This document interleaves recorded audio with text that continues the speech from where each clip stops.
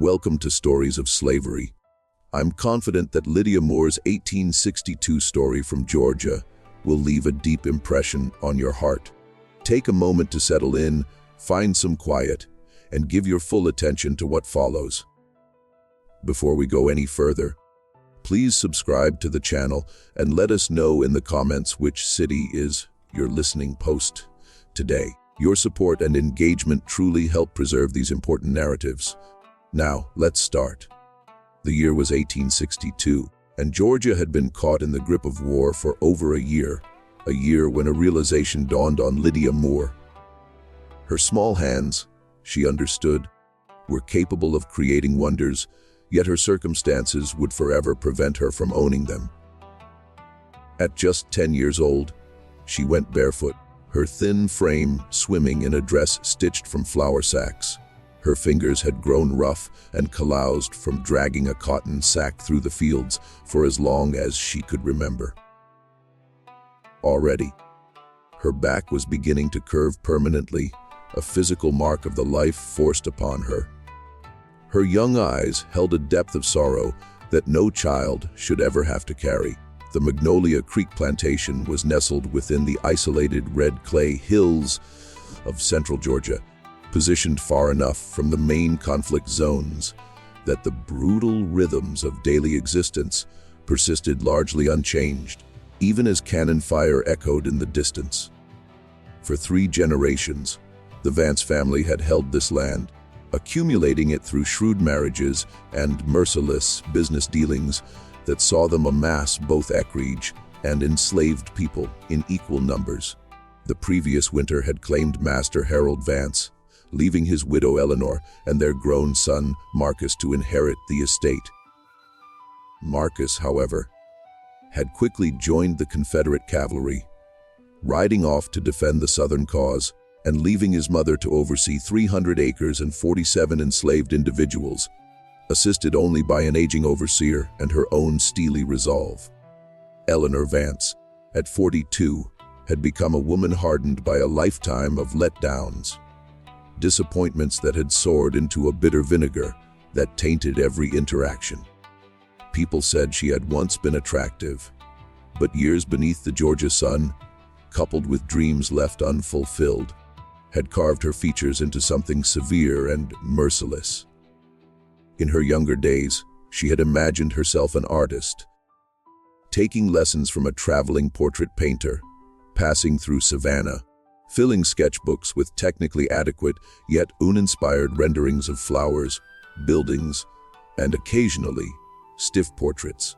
She had longed for recognition, to see her creations displayed in parlors and galleries, to be celebrated as more than merely another planter's wife. But she was acutely aware that her work was merely passable, and that awareness stung more deeply than simple ignorance would have. Her paintings were technically sound, but hollow, the kind of art that drew polite nods before fading completely from memory the instant the observer looked elsewhere. Her marriage to Harold Vance was partly motivated by his lavish praise of her watercolors, though even then she suspected he was complimenting her inheritance rather than her ability. After marriage, she continued to paint now and then, but raising a family and managing the plantation consumed her hours, and the realization of her limited talent drained any remaining enthusiasm. By the time Harold passed, Eleanor's easel had sat untouched for 5 years, a silent monument to dreams that had withered and died. Lydia Moore belonged to Magnolia Creek just as certainly as the cotton plants and the red dirt did, meaning she was regarded as a possession rather than a person, an asset rather than a human being, something to be bought, sold, worked, and cast aside according to the needs and whims of those who held the title to the land. Her mother, Ruth, served as the plantation seamstress, skilled with needle and thread, responsible for creating and repairing garments for both the enslaved community and occasionally the Vance family when Eleanor preferred to avoid paying town prices. Lydia's father had been sold away when she was just 3, traded for a breeding mare and cash to cover a gambling debt. She retained only a faint memory of him, a feeling of safety that had simply vanished one morning without explanation. Ruth raised her dowry in Virginia with the desperate urgency common to enslaved mothers, striving to shield her while knowing that safety was merely an illusion, one that could shatter without warning if white folks decided otherwise. She taught Lydia to remain unnoticed, to keep her gaze lowered, to speak only when addressed, to bear hardship without protest, because protest invited the whip or something even worse. She passed along the songs that carried hidden messages of resistance and hope. She told her about the drinking gourd in the night sky, pointing toward freedom in the north. She taught her to hold on to the belief that somehow, someday, circumstances might change, even though neither could envision how. Yet there was one thing Ruth could neither teach, nor control, nor suppress: the gift that revealed itself in Lydia's hands almost from the moment she could grasp a stick. The child drew constantly, driven by an inner compulsion, using anything she could find. She would trace images into the dust of the cabin floor with her finger, creating such precise and detailed pictures that other enslaved people would pause in their work just to stare. On the walls of the cotton barn, she sketched with charcoal from the fire, rendering mules, chickens, and fellow slaves with an accuracy that seemed impossible for someone so young and completely untrained. She would collect blackberry juice in a stolen tin cup, using it as paint on scraps of cloth, with a brush fashioned from her own hair tied to a stick. She studied faces, trees, birds with an intensity so profound she seemed to leave her own body behind. Her eyes recorded every nuance, while her mind somehow translated observations into marks on surfaces that captured not just outward appearance, but the very essence of her subjects. When she drew her mother's face on a piece of bark, using a nail, Ruth wept. She saw her own exhaustion, her love, her sorrow reflected back with a tenderness that transcended the humble materials. The other enslaved people recognized Lydia's ability as something remarkable and slightly unsettling, a sign of power within one who held none, a blossoming of beauty in a place designed to crush anything lovely that didn't serve white interests. Old Isaiah, who sometimes claimed to remember Africa, though most doubted it, said, Lydia carried the spirit of the ancestors, that she had been marked by forces older than slavery itself, that her hands were instruments of something the white folks could never truly possess. No matter how many documents said they owned her body, Ruth felt both pride in her daughter's gift and terror in equal measure, because anything that made you stand out also made you vulnerable, visible, a target. Lydia drew because not drawing was impossible. Something inside her demanded expression regardless of circumstances. Art was the only language she possessed for feelings too vast and intricate for a 10-year-old to articulate any other way.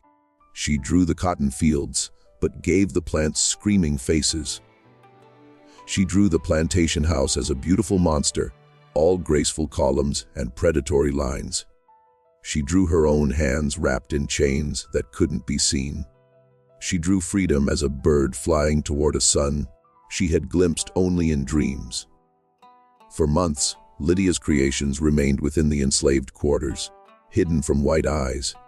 The community kept her secret, understanding instinctively that anything precious needed protection from those who would steal or destroy it. But secrets on plantations were fragile, sustained by collective, will yet vulnerable to accident and circumstance. The accident came in late summer, when Lydia was sent to the main house to assist her mother with mending, carrying a basket of torn linens needing repair. While her mother worked in the sewing room, Lydia waited in the hallway, bored and restless, finding a piece of charcoal fallen from a scuttle near the fireplace, and discovering a relatively clean section of wall hidden behind a tall cabinet. She spent the 15 minutes of solitude drawing.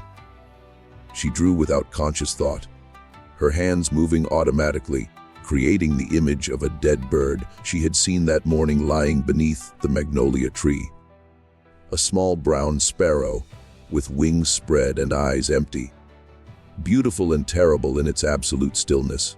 Eleanor Vance discovered the drawing later that afternoon while moving the cabinet to search for a dropped earring. She stood frozen, staring at the charcoal sketch on her wall, her mind struggling to comprehend what she was seeing. The drawing was magnificent. Not simply good, or promising, or interesting, but magnificent. The technical skill would have impressed in a trained adult artist. The emotional depth, the way the dead bird seemed to embody mortality itself, reflected a profound and mature understanding of beauty and loss. Eleanor's first thought was that someone had sneaked into her house and created this as a prank or message. Her second thought, noticing charcoal smudges on the floor leading back toward the sewing room, was that perhaps her seamstress, Ruth, harbored hidden artistic talent. Her third thought, when she stormed into the sewing room and saw 10-year-old Lydia with charcoal dust still on her small fingers, was the thought that would seal the child's fate. This enslaved girl could paint, and Eleanor Vance could claim those paintings as her own. The realization struck Eleanor with the force of revelation. Here was the answer to all her disappointments, the solution to her failed ambitions. She didn't need to develop talent she lacked. She simply needed to control access to talent that already existed. Who would question her? Who would believe that an enslaved child, an illiterate piece of property, could create art rivaling the master's? The sheer absurdity of the truth made the lie unassailable. Eleanor sent Ruth away on an errand and closed the sewing room door. She sat down across from Lydia, studying the child with fresh eyes, seeing not a human being, but a resource to be exploited, a tool to be used, a secret to be kept. In a deceptively gentle voice, she asked whether the child had made the drawing on the wall. Lydia, terrified of punishment, tried to deny it. But Eleanor had seen the charcoal on her fingers, had noticed the way the child's eyes flickered with recognition when confronted with the image. Instead of punishing Lydia for marking the wall, Eleanor did something far more cruel. She smiled, a cold stretching of lips that never reached her eyes, and told Lydia she possessed a special gift, that she would now have a special job, that she was very lucky because not every enslaved person got to work inside the big house. She explained that Lydia would be moving into the basement of the main house, into a room that would be set up just for her, where she would create beautiful pictures that would benefit the plantation and help her people. Lydia didn't understand at first, couldn't grasp the true nature of what was being proposed. She only knew something bad was happening, something that made her stomach ache and her skin turn cold. She asked if her mama could come too, and Eleanor's smile grew sharper as she explained that no, Ruth would stay in the quarters where she belonged. But Lydia could see her mother sometimes if she behaved and did as she was told. Then Eleanor outlined the rules, and Lydia began to understand the trap that had closed around her. Lydia would paint pictures. Eleanor would sign them, display them, and sell them. No one would ever know Lydia had painted them. If Lydia told anyone, if she refused to paint, if she tried to run away or harm herself, or otherwise failed in her duties, then Ruth would be sold to the sugar plantations in Louisiana. Eleanor described those plantations in detail, her voice pleasant and matter of fact, as she explained how enslaved people there died within 5 years from the brutal work, disease, and heat. How Ruth would spend her final days cutting cane in swamps teeming with snakes and mosquitoes. how she would die far from anyone who loved her and be buried in an unmarked grave. Lydia was 10 years old. She understood enough to know she had no choice. She could paint, or her mother would die. That was the bargain, simple and terrible and absolute. That night, Lydia was moved from the cabin she shared with her mother to the basement of the main house. The basement had been used for storage, a damp stone room with a small window near the ceiling that let in a square of light during the day and nothing at night. Eleanor had it cleared and furnished with an easel, a small table, a pile of canvases, and painting supplies that had once belonged to her own abandoned artistic pursuits. There was a thin mattress on the floor for sleeping, a chamber pot in the corner, and an oil lamp that gave off more smoke than light.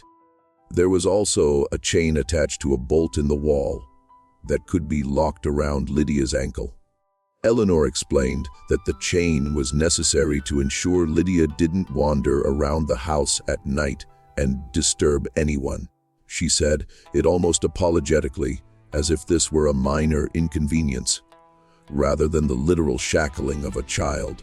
The chain was long enough to let Lydia reach the easel, the table, the mattress, and the chamber pot, but not long enough to reach the door or the window.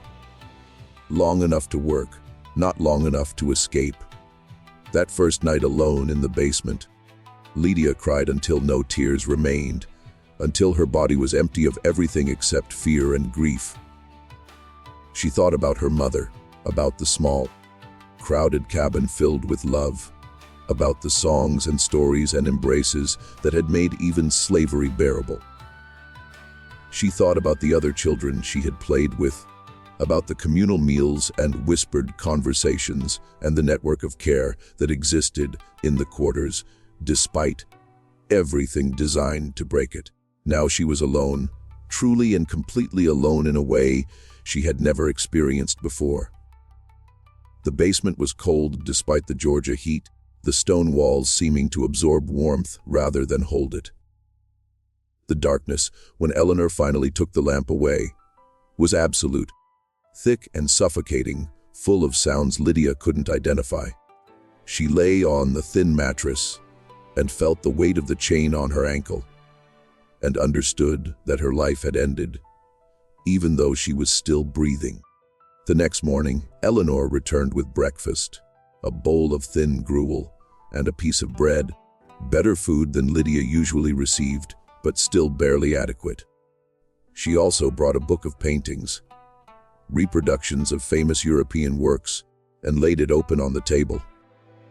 Pointing to a landscape, a pastoral scene of rolling hills, distant mountains, and a river winding through green fields, she told Lydia to copy it onto a canvas. Lydia had never painted before. She had drawn with charcoal and improvised with berry juice, but she had never used real paints, never worked with oils, brushes, and canvas. Eleanor showed her the basics, how to mix colors on a palette, how to load the brush, how to apply paint in layers. The instruction was perfunctory and impatient, less like teaching and more like explaining how to operate a machine. Then Eleanor left Lydia alone with the canvas, the paints, and the expectation that genius would manifest on command. For a long time, Lydia just stared at the blank canvas, at the paints that smelled strange and chemical, at the brushes with their different sizes and shapes. Her hand shook when she finally picked up a brush. The paint felt wrong, too thick and slippery compared to the charcoal and berry juice she was accustomed to. Her first strokes were tentative and clumsy, creating muddy colors that bore no resemblance to the painting she was supposed to copy.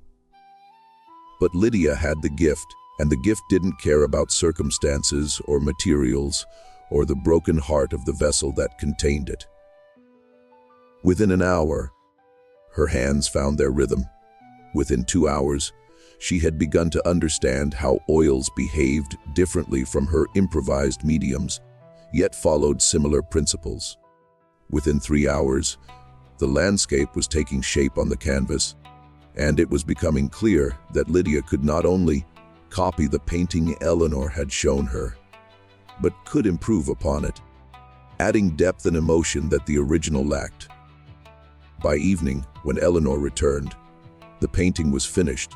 Eleanor stood before it for a full minute without speaking, her face cycling through expressions Lydia couldn't read: surprise, satisfaction, something that might have been greed, something else that looked almost like rage.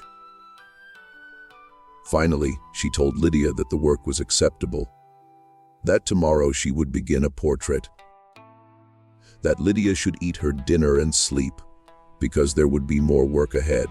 The routine established itself with brutal efficiency.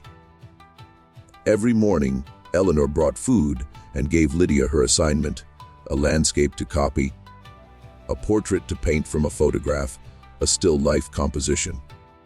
Every evening, Eleanor collected the finished work and gave her next instructions.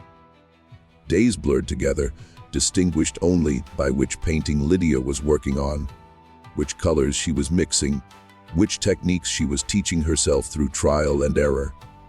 The isolation was worse than the work. Lydia existed in a liminal space, neither in the house nor in the quarters, neither slave nor artisan, neither child nor adult. She was a secret, a ghost, a tool that produced valuable art and was otherwise irrelevant. She saw her mother once a week, visits that Eleanor allowed as reward for good work and denied as punishment for any resistance. Those visits were torture of a different kind. 15 minutes of desperate embracing and whispered assurances.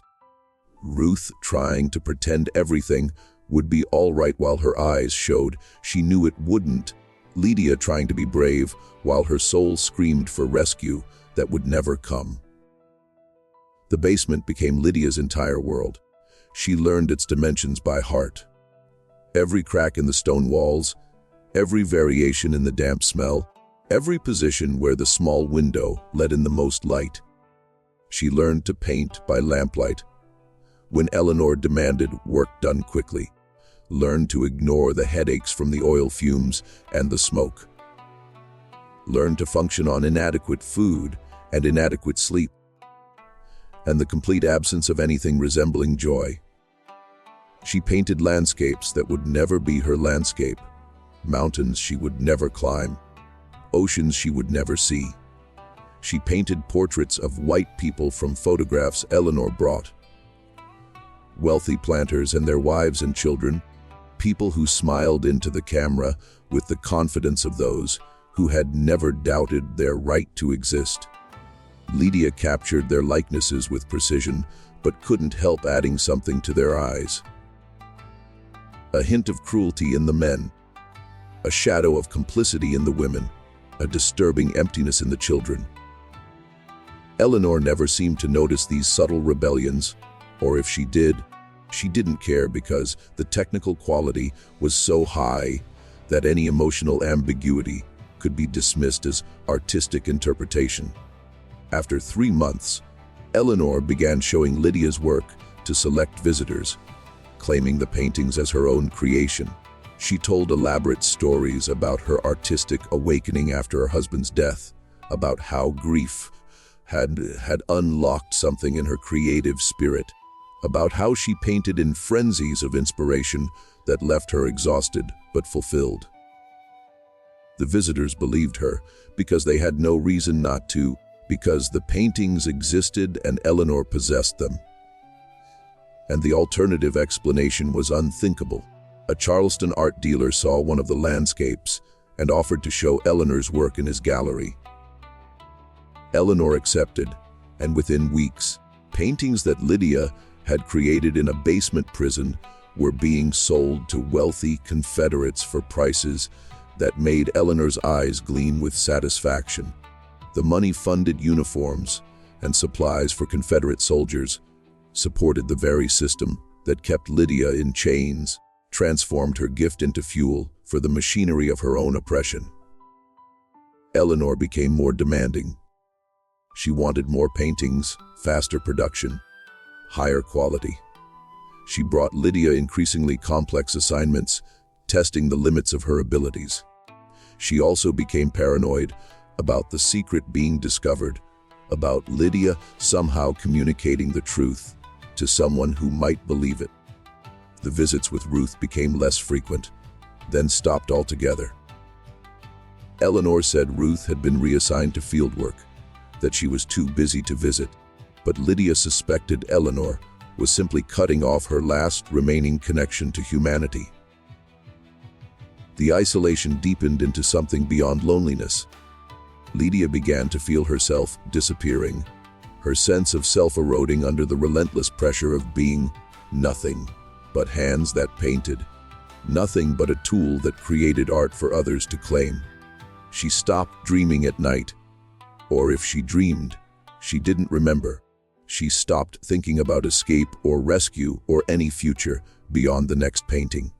She existed in an eternal present of mixing colors and applying brush strokes and creating beauty that meant nothing to her because it was stolen the moment it was finished.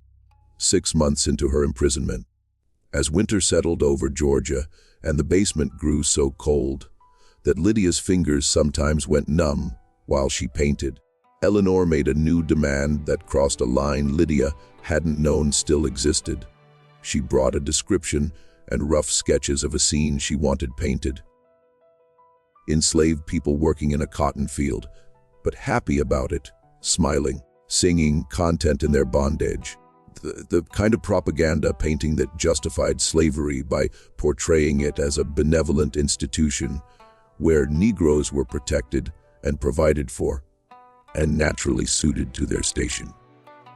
Eleanor explained that a prominent Confederate official was commissioning the painting, that it would hang in a government building in Richmond, that it would help the Southern cause by showing the world the truth about the peculiar institution.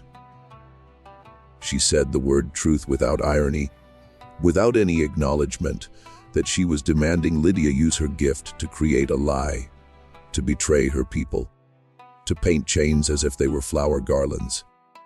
Lydia refused. It was the first time she had refused anything since her imprisonment began. She said she wouldn't paint it, couldn't paint it, that Eleanor could beat her or starve her or sell her mother, but she would not use her hands to create that particular obscenity. The words came out stronger than she felt, fueled by rage that had been building for months. Rage at Eleanor, and the world and God and herself for being powerless. Eleanor's response was measured and terrible. She didn't shout or hit Lydia. She simply left the basement, locked the door, and didn't return for 3 days. No food, no water, no light except the small window that showed day turning to night, turning to day. Lydia survived by licking condensation from the stone walls and trying to ignore the hunger that consumed her from the inside. She survived, but barely. And when Eleanor finally returned with food and water, and that cold smile, Lydia understood that she would paint the propaganda piece because the alternative was death. She painted enslaved people picking cotton with smiles on their faces. She painted a sun that looked warm and gentle instead of brutal and punishing. She painted an overseer who looked paternal rather than threatening. She painted a lie so convincing that people who saw it would nod and feel comfortable in their prejudices, would point to the painting as proof that slavery was natural and right and even kind. While she painted, Lydia cried.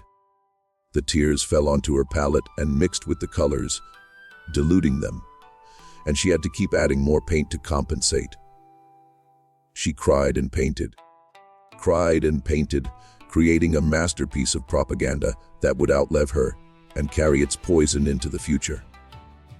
When it was finished, Eleanor praised the work effusively, called it Lydia's best painting yet, seemed genuinely pleased with both the technical quality and the subject matter. Lydia felt something break inside her that night, not her will to survive, because that was too deep and animal to break. Something else, something harder to name.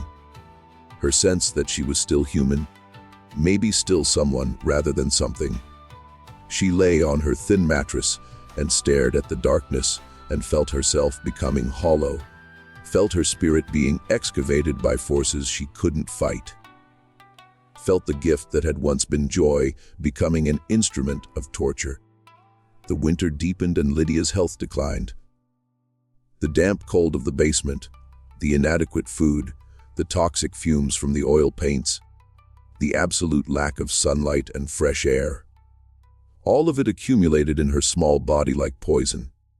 She developed a cough that wouldn't leave, lost weight she couldn't afford to lose, moved through her days in a fog of exhaustion that made thinking difficult. But still she painted because stopping meant consequences she couldn't bear, because her mother's life still hung in the balance, because the machine that had claimed her wouldn't release her until it had consumed everything she had to give. Eleanor noticed the decline, but only in terms of how it might affect productivity. She brought better food occasionally, added a thin blanket to Lydia's sleeping arrangements, installed a small stove that did little to combat the pervasive cold.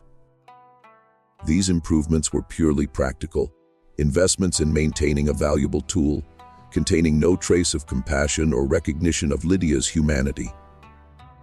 Spring arrived outside, bringing warmth and new life to a world Lydia could only glimpse through her small window, and her second year of imprisonment began. She was 11 now, though birthdays meant nothing in the basement, where time was measured only in paintings completed and days survived. Eleanor's reputation as an artist had grown considerably. She was invited to show work in Atlanta and Savannah, received commissions from wealthy families across Georgia and South Carolina, was written about in newspapers as a bright light in Southern culture, a reminder that civilization flourished even during wartime. Every word of praise belonged to Lydia. Every painting hanging in parlors and galleries and government buildings had been created by her hands, had been torn from her soul, had cost her pieces of herself that would never be recovered. The injustice of it was so vast that Lydia couldn't hold it all in her mind at once. She could only feel it in fragments, glimpses of rage and sorrow that flared up and then had to be suppressed, because rage and sorrow didn't mix colors or apply brush strokes. In late spring, Eleanor received her most prestigious commission yet, a series of 6 paintings depicting Southern life and virtue, intended as gifts for Confederate generals.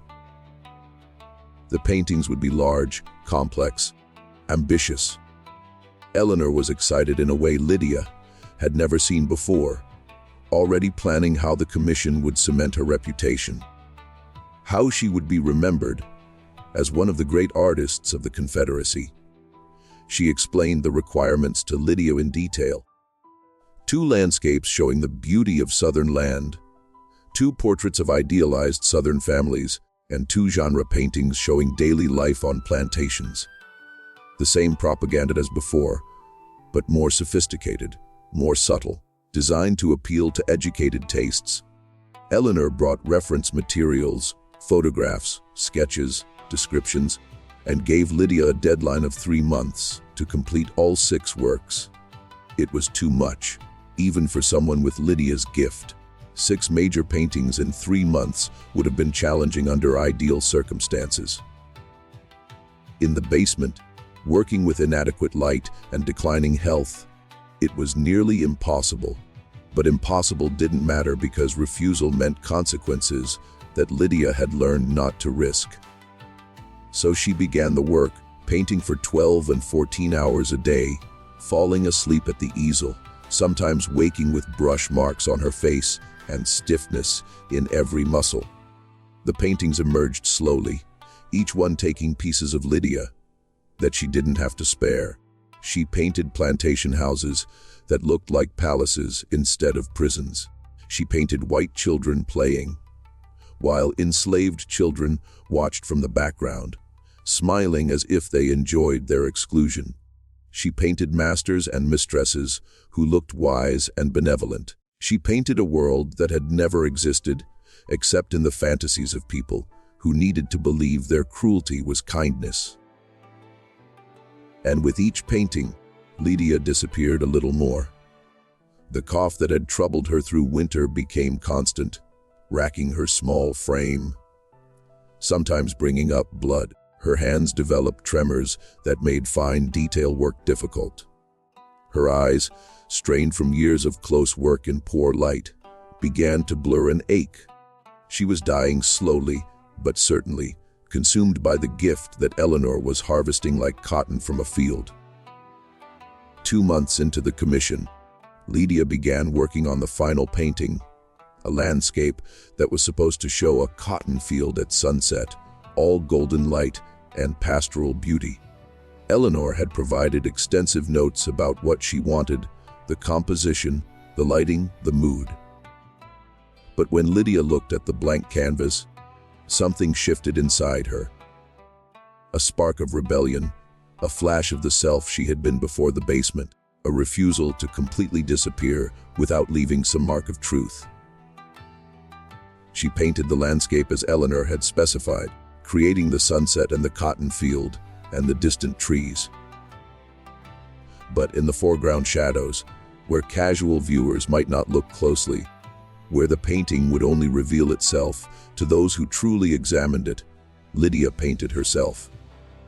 It was a self-portrait hidden in darkness, her own face emerging from the shadows with eyes that stared directly at the viewer. She painted her exhaustion, her sorrow, her rage, her humanity. She painted herself as witness and victim, as creator and prisoner, as the truth hiding beneath the lie. She painted herself and knew that Eleanor wouldn't notice, wouldn't understand the significance even if she did notice, wouldn't recognize that Lydia had created a secret message in the language of art that might someday be understood by someone with eyes to see. The painting was finished in early August. The 6 works were packed carefully and sent to their destination, and Eleanor glowed with satisfaction at completing such a prestigious commission. Lydia lay on her mattress and coughed blood into a rag and felt death approaching like a slow tide, inevitable and almost welcome. She was 12 years old, and she had created art that would survive for generations. Art that people would admire and study. Art that carried her soul in every brushstroke. But nobody would ever know. Nobody would ever see her name beside her work. Nobody would know that she had existed, had suffered, had given everything she had to give, and then been asked for more. In the basement darkness, Lydia Moore closed her eyes and wondered if disappearing completely might be a kind of freedom. Autumn arrived with cooler temperatures that provided no relief to the damp chill of the basement. Lydia's 12th year was marked by a deterioration so gradual that she barely noticed herself fading. Like a painting left too long in direct sunlight, the colors leaching away imperceptibly until one day you looked and realized the image was half gone. The cough had become her constant companion, a rattling presence in her chest that grew worse at night, keeping her from the sleep her exhausted body desperately needed. Her fingers, which had once moved across canvas with fluid confidence, now trembled and stiffened, requiring willpower to control each stroke. Eleanor noticed the decline because it affected the quality and speed of production. The paintings were still extraordinary. Lydia's gift was too fundamental to be completely eroded by illness. But they took longer to complete, and occasionally Eleanor would find mistakes that needed correction, small imperfections that the old Lydia would never have made. These imperfections enraged Eleanor in ways that Lydia's suffering did not, because imperfections threatened the illusion of Eleanor's genius, threatened the reputation she had built on stolen talent. The punishments became more frequent and more creative. Eleanor withheld food for days at a time, reasoning that hunger would sharpen Lydia's focus. She removed the thin blanket during cold nights, believing that discomfort would motivate faster work.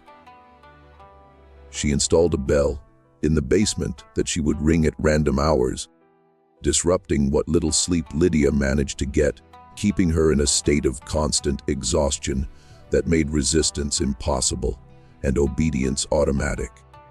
But the cruelest punishment was the complete severing of contact with Ruth. Lydia hadn't seen her mother in 4 months, hadn't heard her voice, hadn't felt her embrace.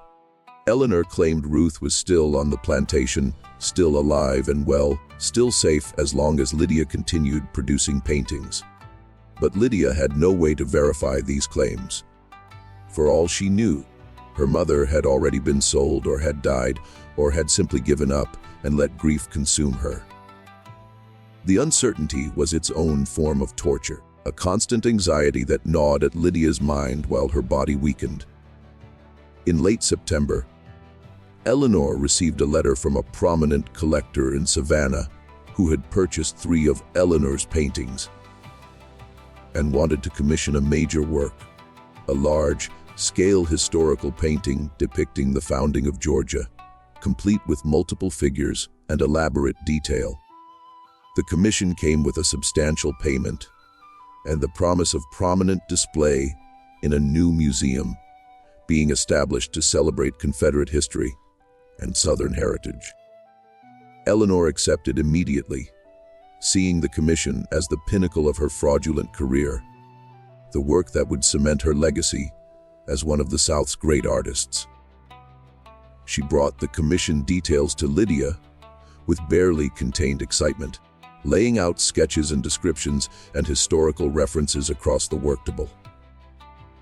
The painting would need to be 6 feet wide and 4 feet tall, would need to include at least 20 figures in period costume, would need to show ships and buildings and landscape, would need to tell a story of colonial glory and manifest destiny.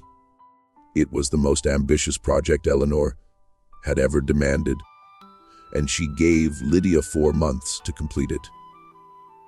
Lydia looked at the blank canvas that had been specially prepared for the commission, at the mountain of preparatory work that would be required, at Eleanor's gleaming eyes that saw only opportunity and reputation and money, never the dying child who would have to create this masterpiece while chained in a basement.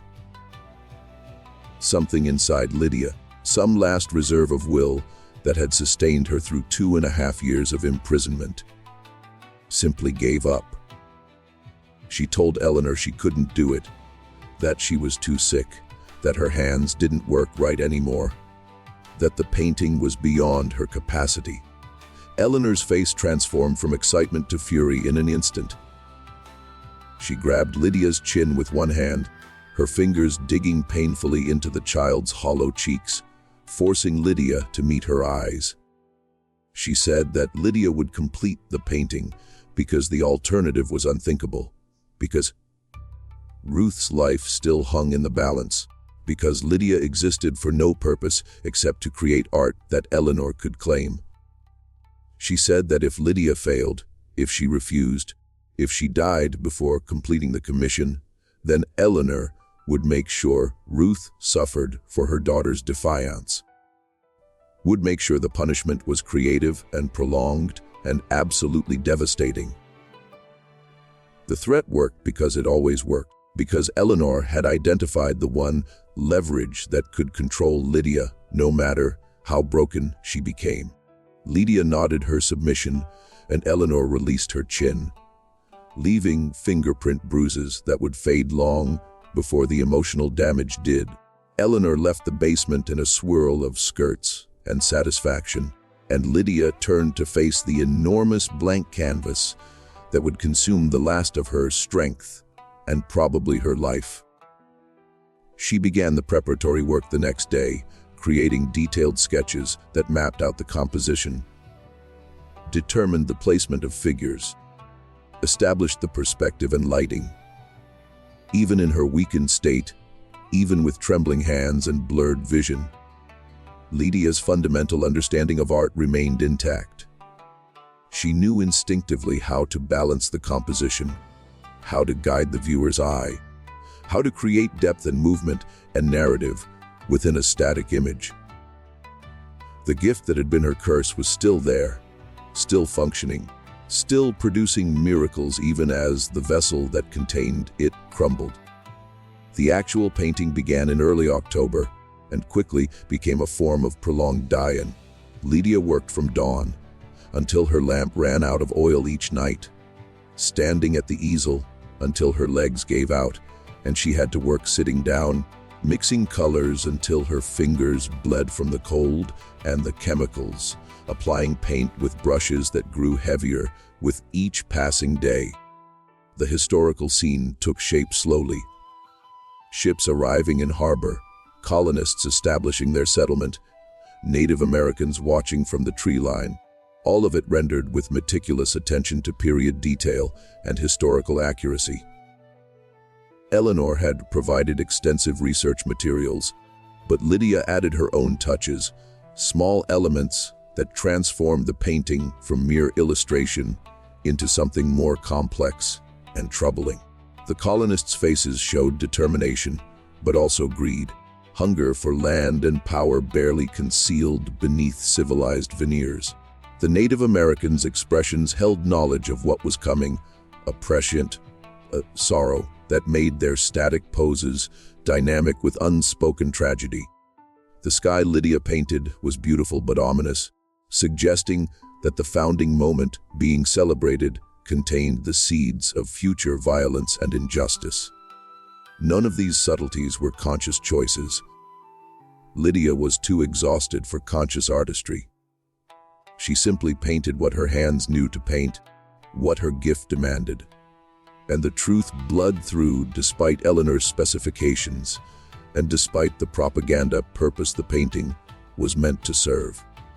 Truth had a way of asserting itself in Lydia's work, showing up in shadows and expressions and compositional choices that revealed more than surface appearances suggested. By November, the painting was half finished and Lydia was dying. There was no longer any question about it. No way to pretend that illness was temporary or that youth and resilience would pull her through. Her body had been pushed beyond its limits for too long, had been deprived of too much sunlight, fresh air, adequate nutrition, human connection, hope. The phenomenon that consumed enslaved people who lost the will to live had taken root in Lydia's spirit, and it was finishing what malnutrition and toxic fumes and physical exhaustion had started. She coughed constantly now, great racking spasms that left her gasping and weak. That brought up blood in quantities that frightened even her. Her appetite had disappeared completely. Food tasted like ash and sat heavy in her stomach. Most days she ate only because Eleanor forced her to, standing over her and threatening consequences, until Lydia choked down enough to sustain another day of work. Her weight had dropped so dramatically that the chain around her ankle kept slipping off, requiring Eleanor to have it tightened, an adjustment that left raw sores where the metal rubbed against skin stretched tight over bone.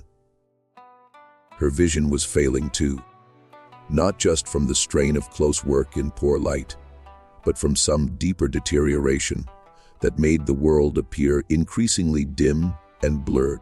She had to work closer and closer to the canvas to see details, had to mix colors by feel as much as by sight, had to trust muscle memory and instinct to compensate for eyes that no longer reliably reported what they saw.